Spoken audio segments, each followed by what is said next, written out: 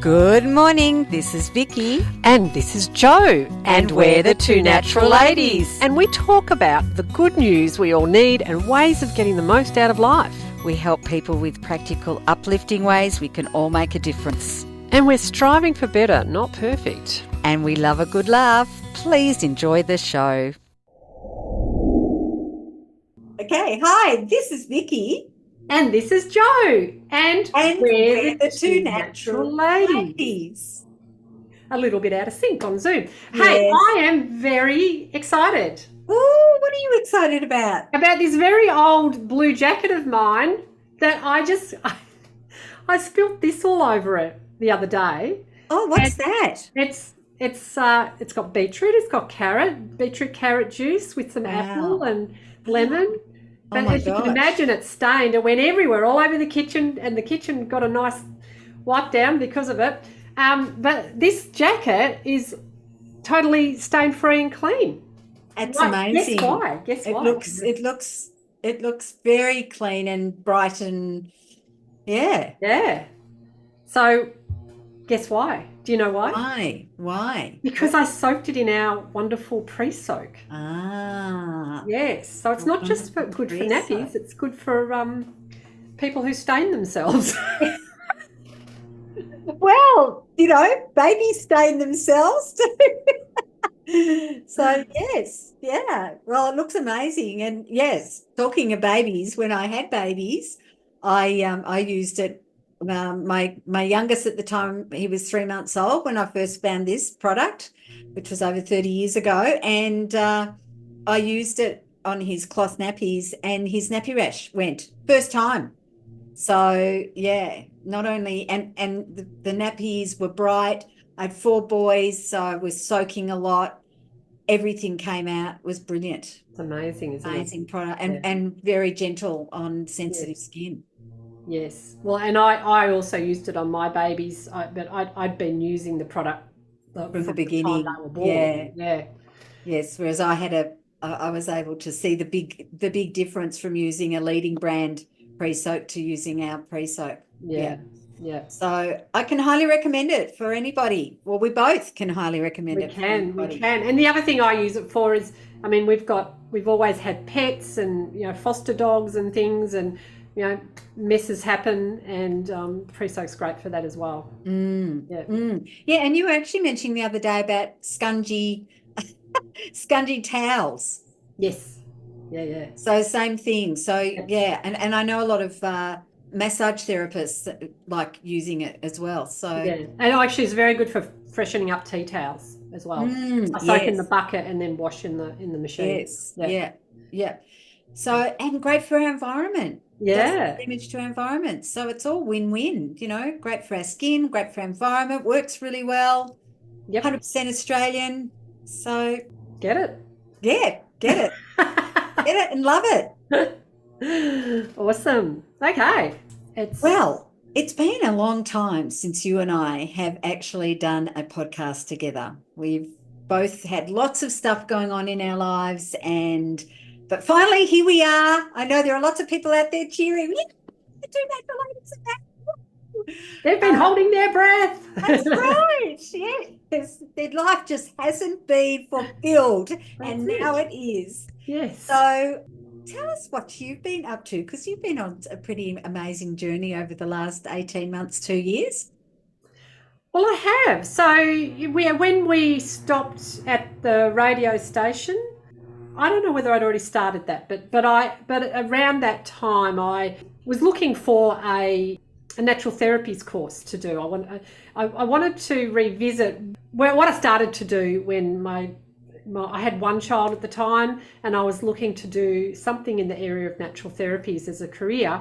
Started doing a course and found out I was pregnant with my second, and so that slowed me down. And then I was pregnant with my third, and then I was pregnant with my fourth, and then so that just diverted me. So I've been living a whole life of natural therapies, but I wanted to formalise it, and so I've been studying the last 18 months maybe. So tell me how your journey started. It's all around health and well-being, and so where did that start? Well, when I was born. So Okay, we've only got 5 hours, Vicki. No, this isn't going to be 5 hours, guys. I actually was, well, I was born, apparently, according to my mother, with eczema and asthma. So I'd been on a bit of a health struggle journey since I was born. And I mean, my earliest memory of sort of being a bit different was going vegetarian when I was 5. So, and Wow. it's not like I said to Mum, I'm vegetarian. I just didn't, she'd serve me up the roast and the veg, and I'd eat the veg and not the roast. And at the time, it was because I was very conscious of what I was eating. Can I just ask, when you say conscious of what you were eating, as in that you were eating an animal, A and you cow. didn't want to eat an animal? I didn't want to eat a cow. Right. Yeah, or a lamb. Yeah. Okay. So I went on and off because, my whole family ate meat, and, it wasn't that easy. But by the time I was 13, I just declared, that's it, I'm off meat.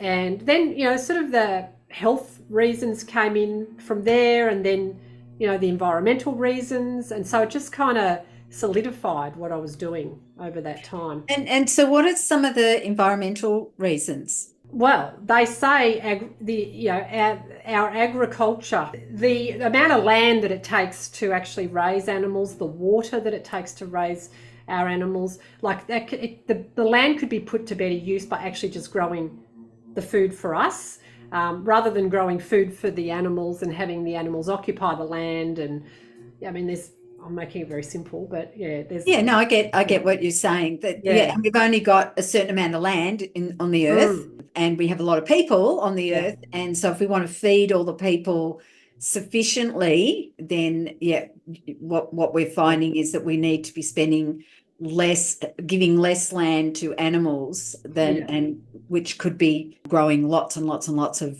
veggies and things and like also that. Animals, the hoofed animals, degrade the land, and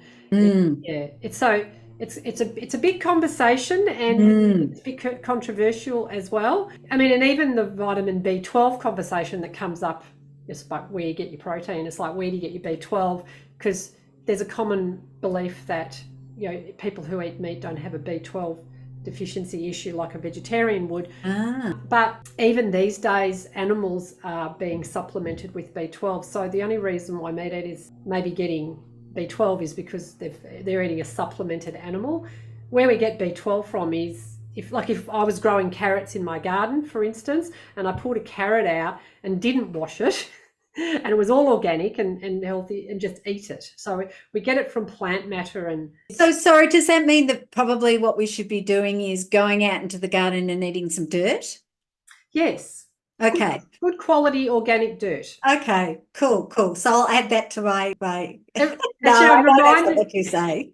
Yes, so we could literally say, what's that? That song, "Oh, nobody likes me, I think I'll go and eat worms." That could be true. Yeah. Not that we want to eat dirt because we're depressed. But No. Anyway, we divert. As we do. Yeah, so then sort of in my early 20s, I think I'm forgetting bits, but what's popping up in my mind now is in my early 20s, I visited the doctor because I had really blocked nose. And the doctor said to me, you've got polyps and they need to be surgically removed. And for some reason, I don't know why, I asked or found out that polyps grow back. And so I just decided in my wisdom, I'm like, well, if they're going to grow back, I'm not going to go through surgery to have them grow back. I'm going to find out how to get rid of them, as in, how to heal them. And stumbled across dairy. So whether I'd gone to see a natural, I can't remember how I found this out, but dairy. So dairy, I took myself off dairy. I loved my milk and Milo. I was raised on it, which, in my knowledge now, I know that would have contributed to my asthma that I had. So I gave up all the things that I loved for a little while, but I could breathe, and that was better because I was very uncomfortable. So and then the polyps cleared up. So I just sent me on a journey of, okay, I've always had this motto, I may not know the answer, but I know there is an answer to whatever health issue is going on with me or the kids. And so I spent a lot of time. So sorry, can I just ask, so did you go up for dairy? So cheese? Ice creams, yep. Right, because I'm sure I've seen you eat cheese, not recently, but but so then you did introduce So- cheese back into your diet? Yeah, so it became, which it should have always been, it became a sometimes food. Right. So, you know, I would, if cheese was, if there was a cheese platter, I was at a function and there was a cheese platter, I'd eat some cheese. Yeah. If it was a hot day and I wanted to grab an ice cream, I'd grab an ice cream. So once I detoxed, you know, like cleansed, then I could have the occasional dairy and it not affect me. Yeah, because it's interesting because at 18, which was a few years ago, I went to an iridologist who checked my eyes and said, my memory is get off milk. I don't know if she said get off dairy, but get off milk. So I pretty much haven't drunk cow's milk. Only, you know, if I have anything, it'll be almond milk or anything. But yeah, since I was 18, and it even meant I had black tea because of that. Now, but I did continue to have some cheese and other things like you, but it wasn't an everyday all the time, whereas milk tends to be, doesn't it? Something that, you know, drink 5 glasses of milk a day and all that kind of stuff. Back then, yes. Yes, yes. Yeah, well, of course we had milk at school. Yeah. Even hot, disgusting milk at school. Yeah, anyway, sorry. Those were the days. Yes. So that was that. So Yeah. fast forward, you know, many years, and I'm sure there's lots of stories in between, but let's just go forward to sometime in the last 10 years. Yeah, probably was around 10 years ago. Probably, yeah. It was more than 5. Mm. Yeah. So I was getting stomach cramps, and I'm sure that part of that was stress. There's a lot going on, kids, lots, kids and doing all the things. And I was getting stomach cramps intermittently, and then suddenly I got stomach cramps after every time I ate. I thought, oh, this is a problem. Yeah, well, I remember one time you couldn't even, you know, we were at a business, you know, we were up with Tri Nature, and you couldn't function at all. No, I had to go lie down. Yeah. And that's what I had to do. I had to lie down, heat pack, chamomile tea, and I had to lie down, so it was hard to drink the chamomile tea. But those things actually resolved it. But it was quite. Well, even I can remember even getting you back on the plane was a problem. Yes. Because the you know, as you said, as soon as you'd stand up, you'd start getting the pains again. So it was really severe. And that was early days. That was when it happened sometimes, whereas after a while it was happening. Because I was thinking, oh, it's chocolate, it's red wine, it's this, it's that. And then it was just everything. So then I discovered, again, quite by accident, that I could eat fruit. Because I wasn't a big fruit eater, but I could eat fruit. And I didn't have that reaction. So I just thought, oh, I'll just keep trying fruit. And so I literally lived on fruit for, again, don't know how long, but it was quite a while. A few months maybe, or a few weeks, or it was an extended period of time, and I was just eating fruit, feeling fantastic, lost weight, absolutely amazing. Every time I mentioned it to somebody, got their concern. Yes. I was like, I'm fine, I'm good. Yes, yes. Yeah. So that healed. I healed myself, and then with the help of my friend who's a naturopath, I reintroduced normal eating, or healthy eating, but more than just fruit, and haven't looked back since then. Yeah. And you know what's really interesting in what you're saying is that when we listen to our bodies, and this is in all situations, you know, because I was just thinking about, you know, when I was giving birth, even, you know, it's like we have the power, and if we listen to our bodies and what they need and what works for our bodies, we'll actually have a happier life in that we'll feel so much better. Yep. So it's great that you were able to actually listen to your body and take on what worked. And yes, it had to get extreme for you to do that to start with, but sometimes that's what it takes, isn't it? It is. Yeah. So I really, because I'd been through those experiences, I was now looking. Initially, I was looking at becoming a naturopath or a homeopath or something like that, but I was actually looking for something a bit more holistic. And really, I had proven to myself I can heal myself, and that's the sort of course I wanted to do. So that's what I'm doing, is something that helps people heal themselves. So it puts the power in their hands to heal themselves, and it's a re-education and holding their hand if they need their hand held and support. Yeah. Which is great. So give us a bit of a, rundown of what this new wellness coaching is.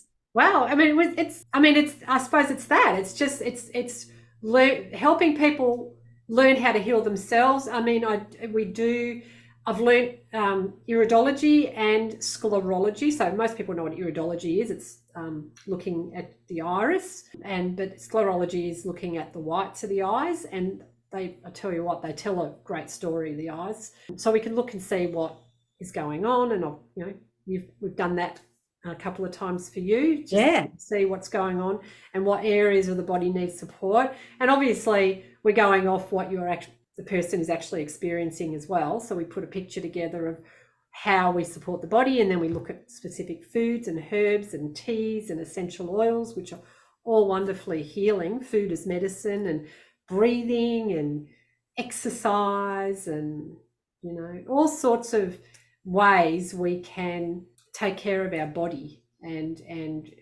upgrade our health and heal. Amazing. Yeah, and even the mindfulness and like the affirmations and things like that, so you actually are doing every different area.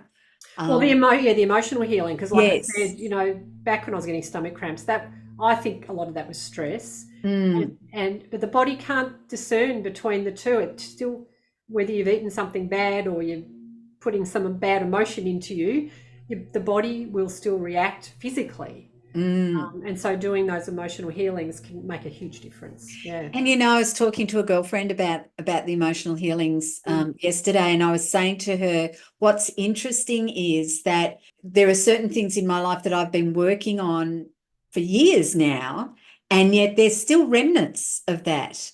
Or there's parts of that some anger around certain things, and which I knew was there, but of course, until it's sort of pointed out and you realize, okay, this is having an effect on my life and my body, to be able to let it go. So it's like peeling the onion, there's always more we can be doing, and just keep tweaking and all the rest of it. So well, that's right. And when we're an upgrade, we can do the same course, right? We can do the same course again and hear it brand new, because it's the upgraded us that is doing that. So we can, every upgrade, it might look like we're doing the same thing, but we're upgraded and we're taking on different and more and absorbing more. And so I feel like we need to talk about you a bit, Jo. But this is really interesting. And what I love is that it's about inspiring. It's about inspiring. You're inspired, and then about inspiring people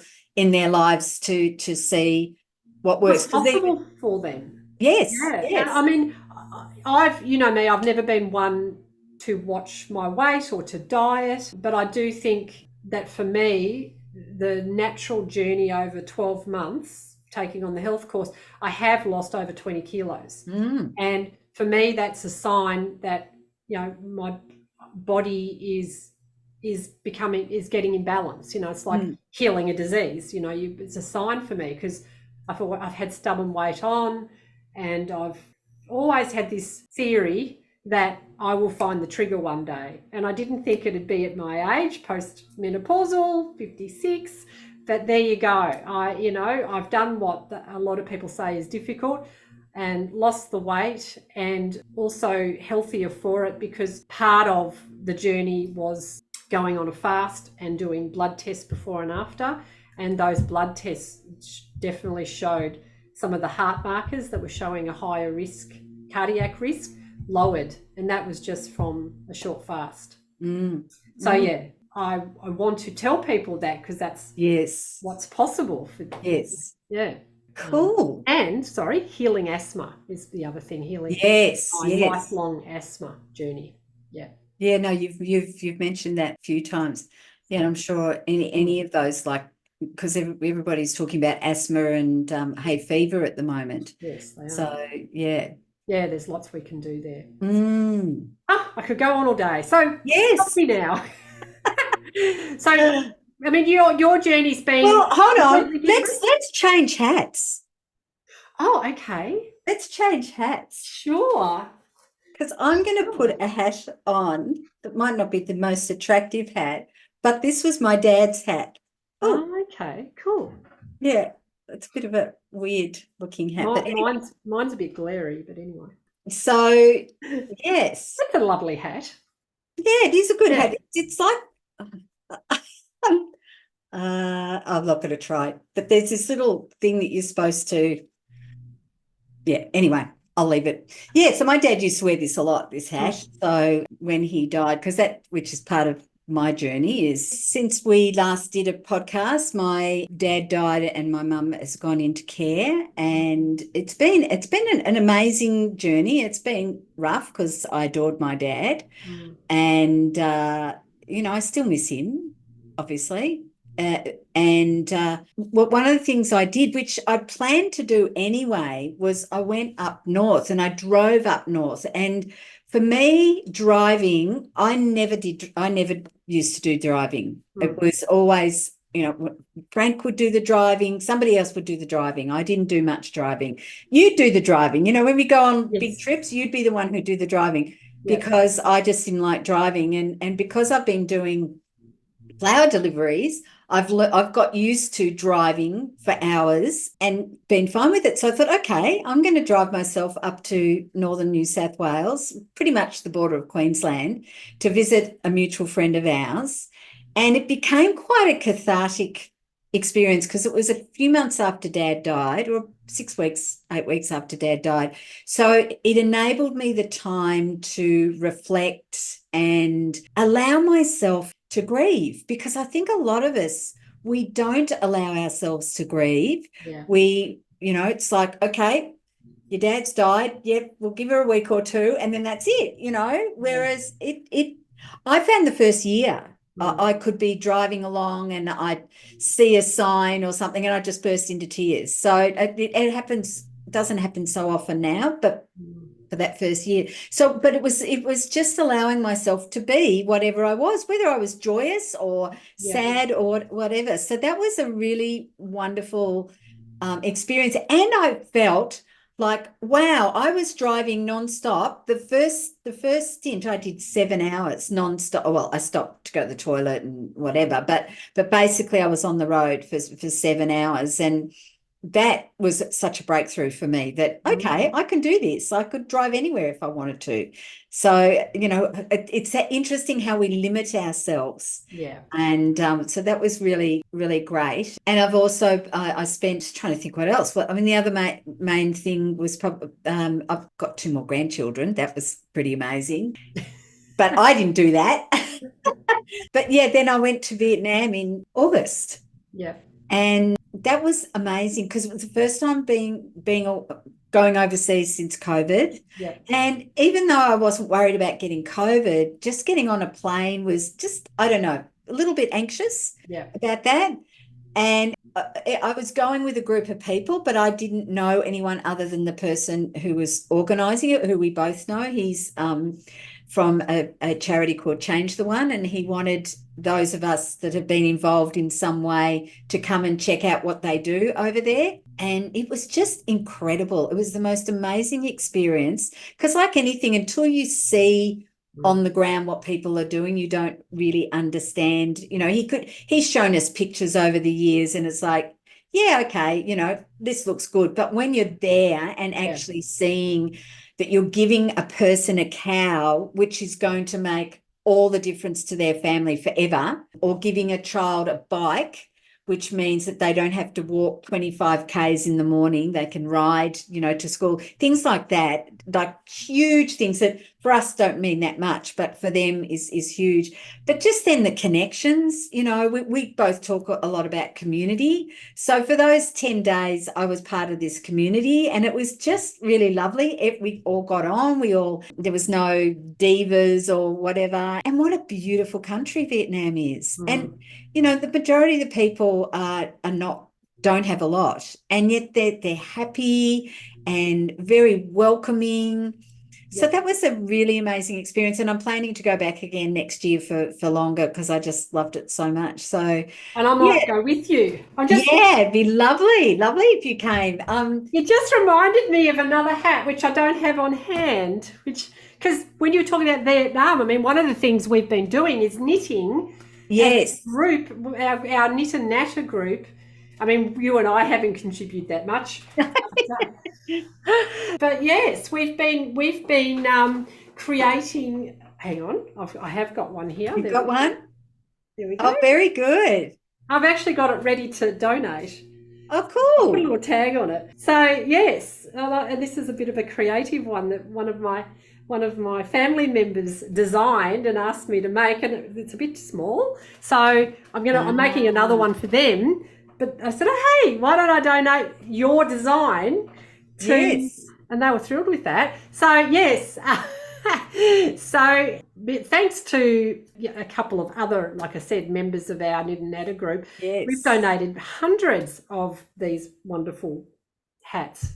Yes, and I've got another lot. I've got another lot ready to take over. So beautiful. And I think initially, because Peter, who runs the charity, said, "Oh, I'd love to take," because we were sort of asking who would like. yes, and we're thinking, Vietnam, that's hot. Why would? But apparently, it gets really cold. yes, Yeah. yes, up in the hills it does. Yeah, yeah.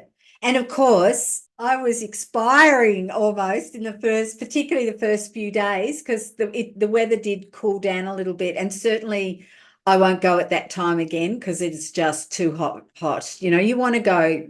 Well, for me, I want to go and enjoy it. But anyway, I did. I was fine. I mean, I went on a 3-hour walking food tour. Oh, the food.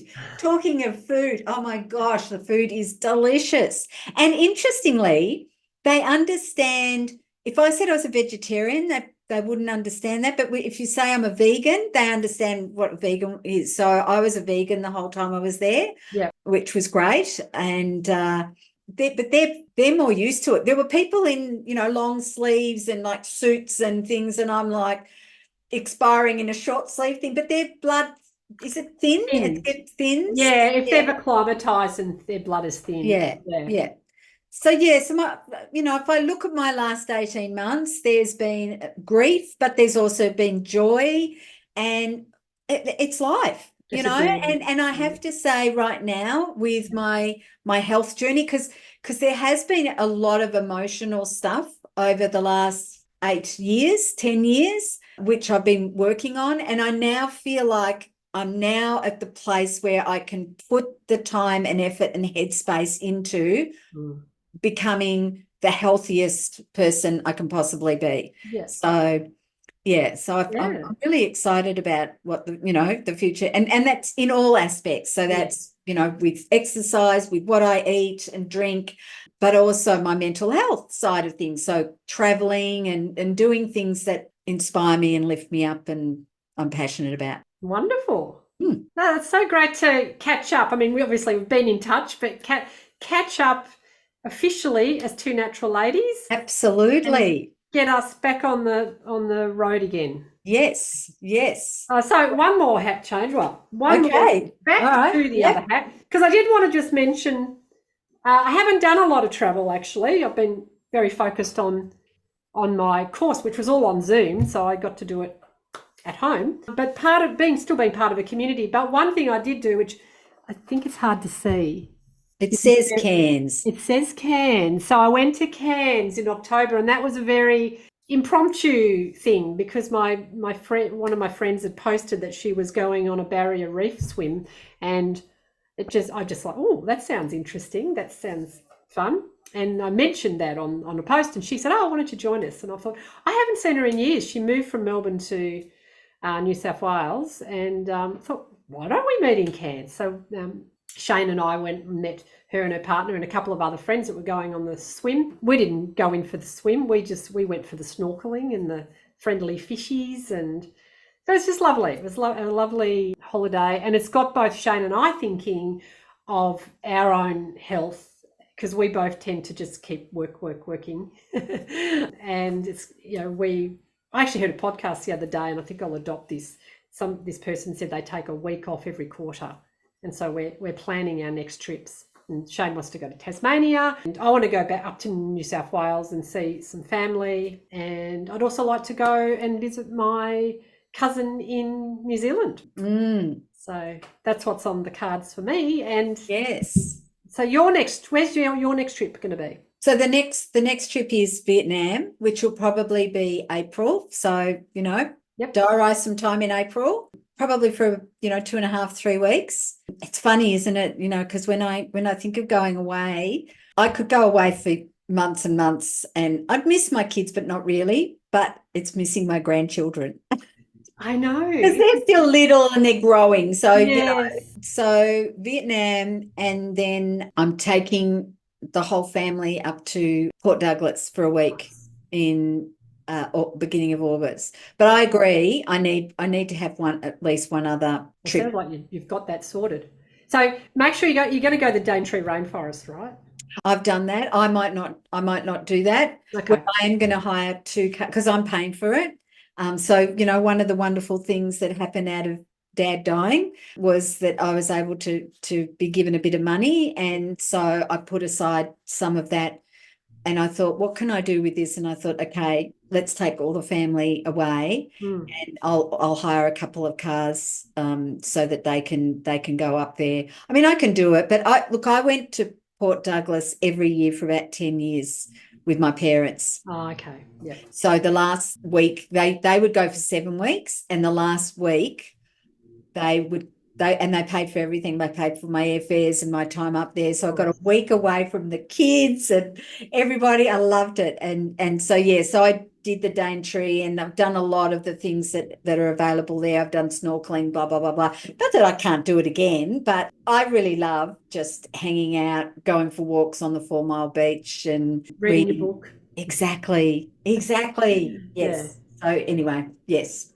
So yes, we've got exciting things coming up. We have. All right. So we'll sign off for now and until next time. Okay. All right. Bye. See ya. You've been listening to the Two Natural Ladies podcast. Visit twonaturalladies.com.au for more information. Thanks for joining us.